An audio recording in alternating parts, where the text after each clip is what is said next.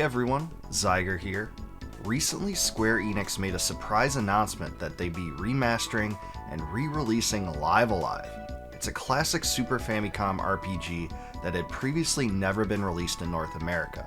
So I just wanted to take a look at two of the promotional videos that they put out there, break them down, and give you guys my reactions to it. So let's just get right into it.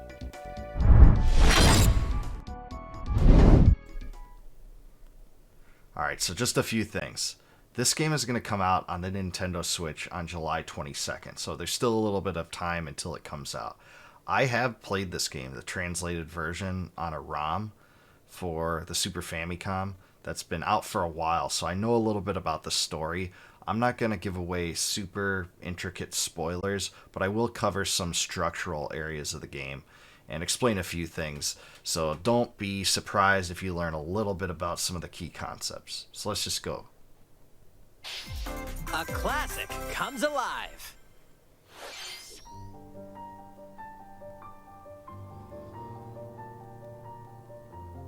Good music so far.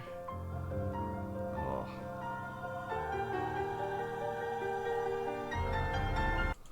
And already, I just love the depth of the backgrounds. There's just beautiful backgrounds that show depth. There's things in the foreground, things in the background. You can see vibrant colors, especially the castle that you saw earlier. You could see kind of some of the prehistoric areas. Some really cool stuff in this game that it just shows depth beyond what was in the original. So I'm already excited. This looks like the HD 2D feel that you can find in Octopath Traveler and to an extent in Triangle Strategy, and I think it's a really good look so far.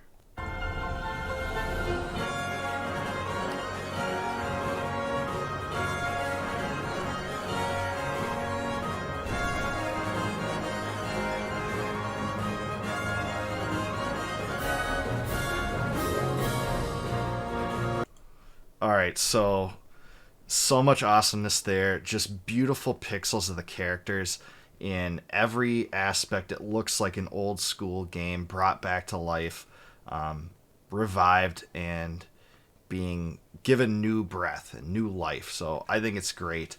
I really love what they've done to the characters. They look very similar to the sprites in the original game, but enhanced a little bit in a similar way that maybe you would have found in some of the Final Fantasy Pixel remakes. This is really, really interesting. I just can't get enough of the vibrant colors, and I loved that symphonic remastered intro. Now, it looks like they'll probably redo all of the music again. The music of this game was created by Yoko Shimomura, who is an amazing composer in her own right. She had a long career with Square and went on to do music for Kingdom Hearts. She did music for Super Mario RPG, many other games other than Live Alive. But this is some amazing music. The intro is fantastic, and it's a great representation of the soundtrack in general. I love that they put it in this trailer. But there's so many good tunes on this soundtrack that I think that people that are new to this game will be blown away by the sound above some of the other characteristics. So I love that they included it. Love that they feature some of the combat stuff here. So let's just continue.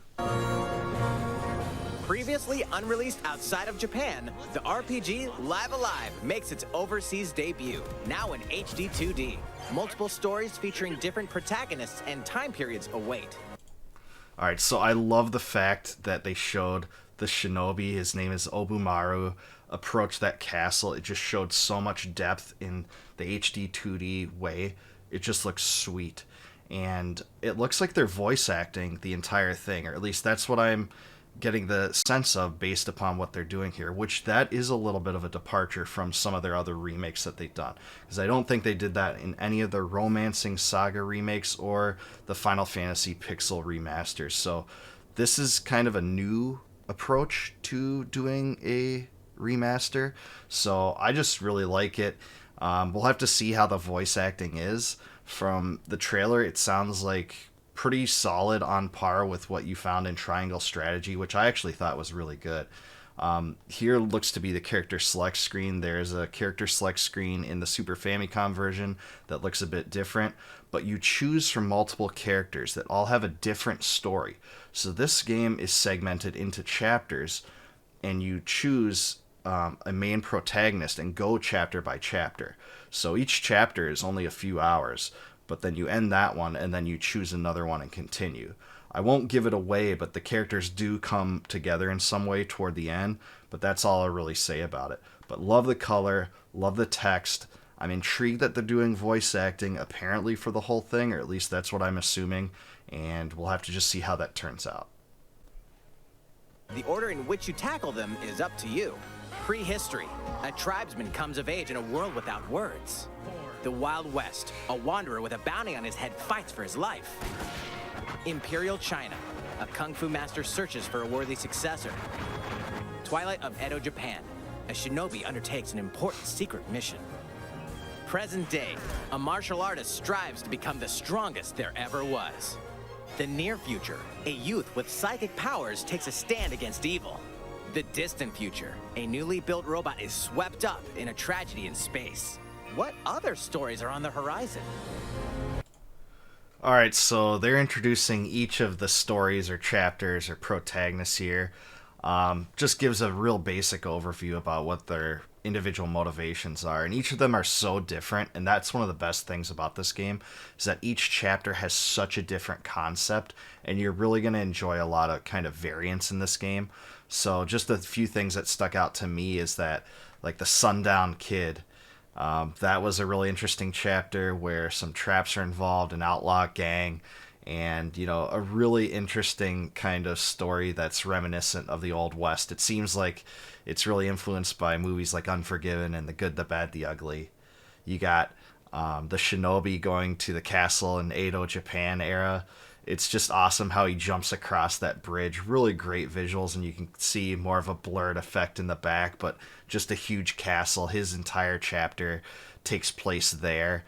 The cube in the distant future, that chapter seems very influenced by kind of science fiction classics, even like Star Trek and like 2001 A Space Odyssey. There's going to be a lot of stuff that you have fun with in this game, and the different characters are so unique. The wrestler character, he's kind of a pompous fighter that wants to fight his way to the top. Akira in the near future, he kind of has some telekinetic powers, and there's a conflict with a biker gang in that chapter. And the Kung Fu Master, he is trying to find the best person to bestow all of his teachings to. This just introduces the chapters pretty well without giving away too many details, and just the graphical display here looks sweet. You could see some of the combat there. It looked like they're using mostly an HD 2D feel there. In the original game, it's grid-oriented for the combat and kind of on a 2D plane, but here they're making it look like, again, there's more depth. You could see kind of the hit point gauge near him. I thought that was pretty sweet too. And let's just continue. You will repay my loyalty in death! Live Alive launches on Nintendo Switch July 22nd. Pre-orders begin today on Nintendo eShop. Alright, so a good conclusion there. You see a little bit of a storyline teaser at the end that isn't really well introduced in the original game at all in any of its original promotional materials, but that plays into the story. I'm excited to see this on July 22nd. That means it comes out in a few months, so there's some time for the developers to hammer out any bugs, but the presentation, I'm pretty floored. This looks great. It looks the exact type of remaster that I prefer. An HD 2D, I think that's the best way to bring these old games back to life. Very successful format that they're pushing forward into a new era. I couldn't be more excited because, to me, this is like my bread and butter. You guys that watch my channel know that I love this type of game. They're not trying to reinvent the wheel here. They're just trying to make it visually better with probably some better ease of life changes. Polish it up a bit with the soundtrack and the voice acting. Very, very excited. So it comes out pretty soon. This was the first video they released, and now we're going to look at the character video.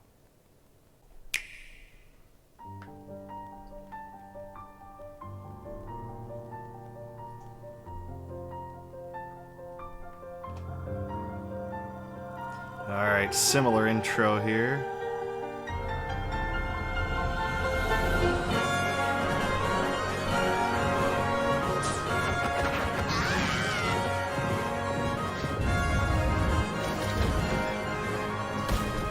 True strength flows from the heart. Then let's finish this, Matsu! Alright, so some clever graphics there, a few funny scenes. The sound effects in this game seem great. Voice acting so far seems pretty good, and the intro was actually taken a lot from the first video, but they're going to introduce the characters and a little bit more details about each.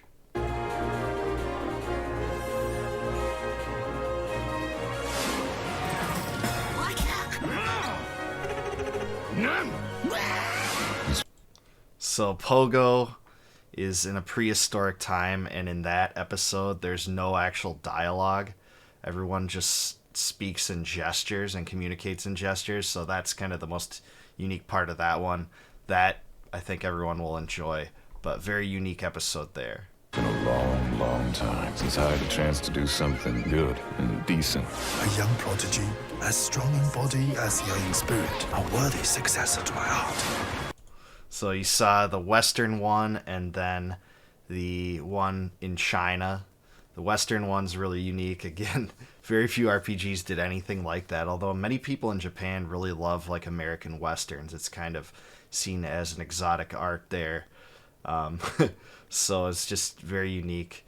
The Chinese one, really interesting voice actor there. You could pick up on the dialect, is a little bit unique. And now you have Obumaro. He is the shinobi in Edo, Japan. Cast flowers to the wind. I'll fight my way to the top, and the world will know my name. So there's the wrestler there too. Again, the combat looks really sweet, especially the combat animations. There was nothing like that in the Super Famicom version.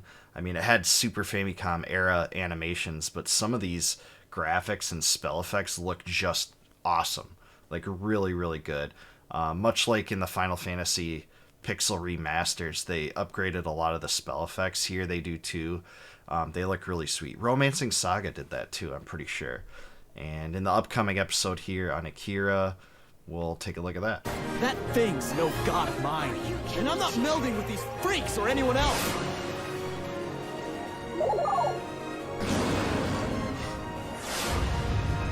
So one thing I've noticed in each of these introductions is that the dialogue boxes themselves look a little bit different. So I'm taking it that each episodes will probably be slightly unique. I'm really intrigued to know why they did that, and I think I might have an idea, is that the translation team, the amateur translation team, it was a great translation, don't get me wrong. I'm not calling them amateur because it was bad. It just wasn't by Square or a localizer officially. They did that in the patch, in the translation patch. Each of the individual chapters has different fonts and kind of makes the look a little bit different. So maybe they thought that was a good idea. Someone at Square Enix caught wind of that and wanted to replicate it here. Now, I'm very curious to see that they're introducing Orsted here, because he wasn't really one of the main original protagonists. He comes into the story a little bit later as kind of a surprise protagonist. So I'm kind of interested as to why they're officially introducing him. It was kind of seen as a little bit of a plot twist that he's even in the game, but they're introducing him.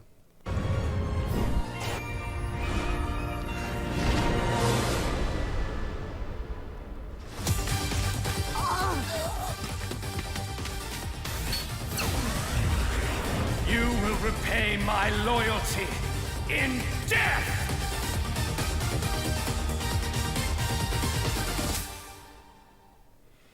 All right. So there it is. We got to see a lot of different things about the game, different segments. At the end, you saw various characters together. So they're all going to be on the screen at the same time. That's pretty cool. It looks a lot like Octopath Traveler, where many of the characters kind of roam together. That's a cool concept. You saw more spell effects, more of kind of the graphical look they're going for here. HD 2D, it looks great. This is a great way to present this game. I think that this is a game you absolutely have to play if you didn't play this the first go through. If you played RPGs like, the Final Fantasy games, Chrono Trigger, Breath of Fire, Super Mario RPG, the Lufia games, all the classics from that era on the SNES, but you missed this one because it never came out in North America, this is one you have to see. So I couldn't be more excited when I saw this. I was really surprised they kind of chose this game. In a way, it kind of made logical sense because this, like the Romancing Saga games, didn't come here, and it achieved a lot of kind of prestige in Japan.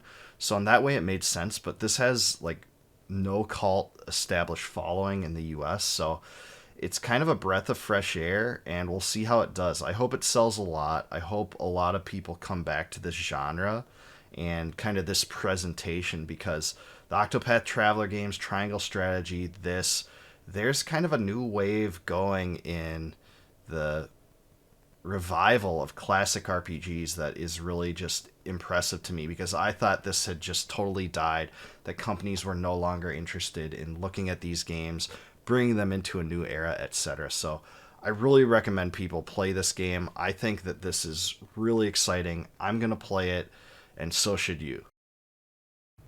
Alright, I hope you guys enjoyed this video, but I still want to hear from you. So in the comments section, let me know what you think about this remake. If you haven't played this game before, let me know what seems interesting about it to you. If you have played Live A Live before, let me know what you think about Square Enix's choice to remake it. If you guys enjoyed this video, please subscribe to the channel for more retro gaming content, and please consider supporting the channel via YouTube's Join feature to gain access to special bonuses such as advanced videos and complete video transcripts.